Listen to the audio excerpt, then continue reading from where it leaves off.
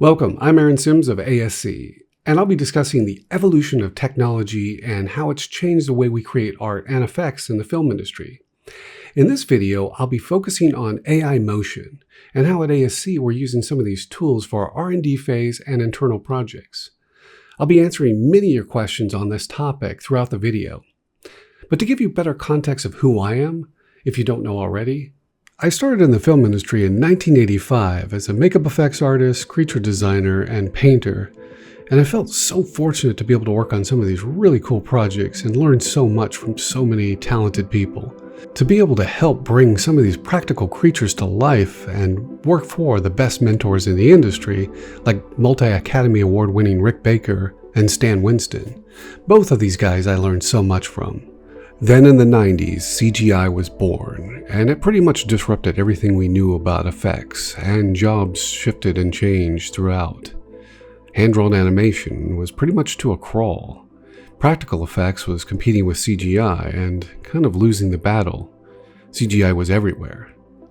Now I think we can admit that Jurassic Park was most likely the catalyst that changed everything. It created fear in many and inspired many more. Including myself. I saw CGI as this new tool, this new way of doing art that never existed before.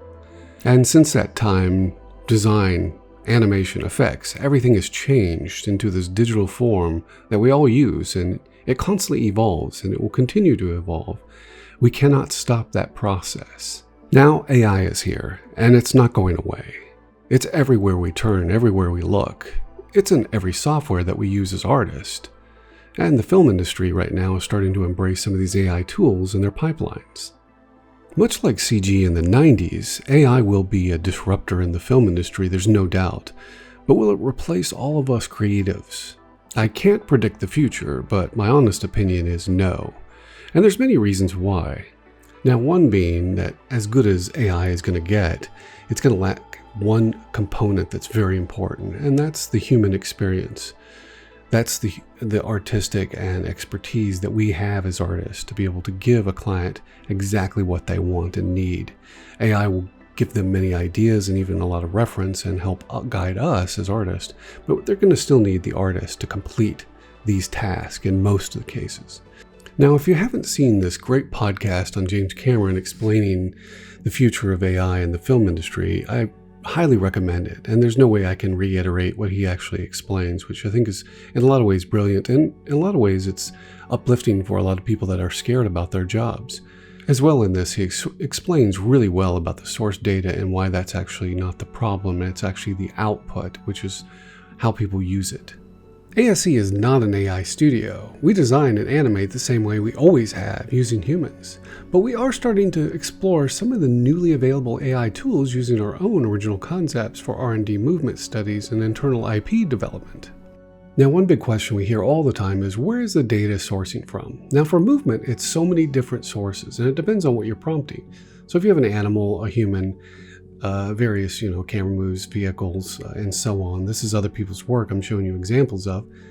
But even our stuff, some of these characters that we've designed, and, we prompt basically, a humanoid character moving. Now, where's it getting that source from? And it's going to be the easiest place it can find, which is the billions and billions of social media videos.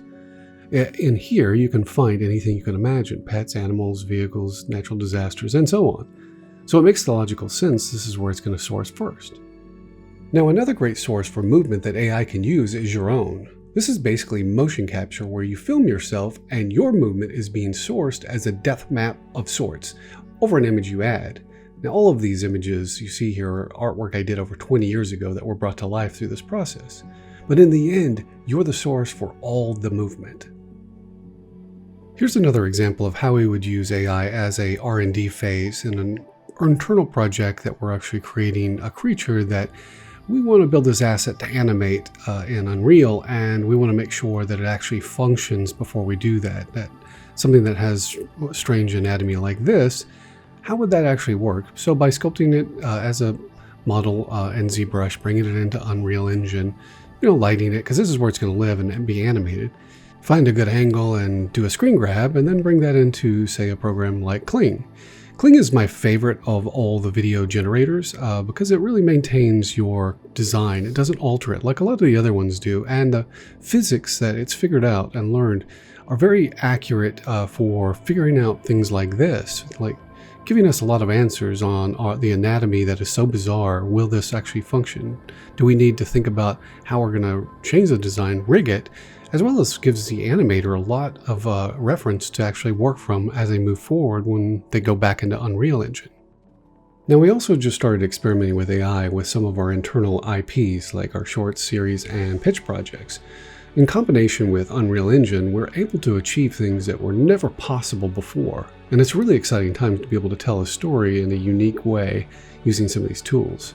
I personally think we're going to see artists using some of these AI tools in creative ways that really blow us away, but also control their own destiny. And that's what I think is really exciting. All right, well, that's it for now. There's a lot more to talk about, and we will. But one thing I want to make very clear for all of us artists is that we need to respect each other. This is an industry that will move with or without us using AI. And there's ways, as creatives, we can make sure that we're important. And I know we can. We can do it together. All right. Till next time.